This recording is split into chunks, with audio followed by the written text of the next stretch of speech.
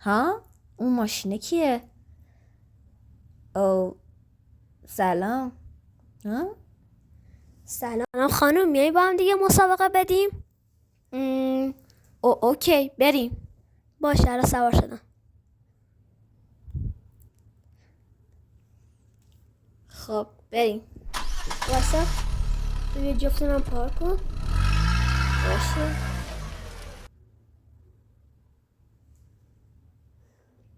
وقتی کنم 3 2 1 شروع کنیم. 3 2 1 بریم. زنی جلو نخوری بهش. وای وای وای وای وای نخورم.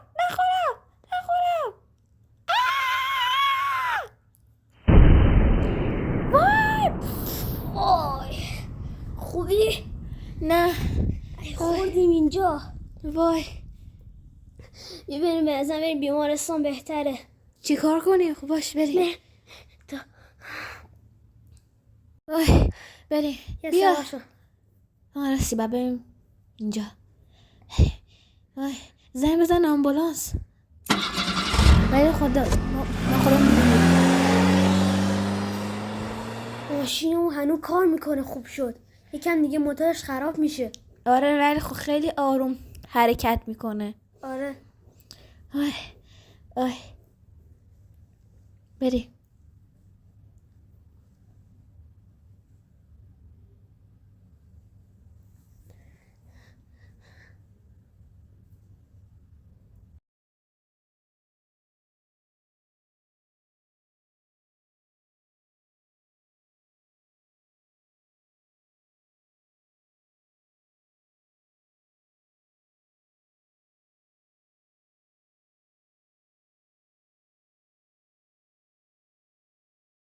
اوف.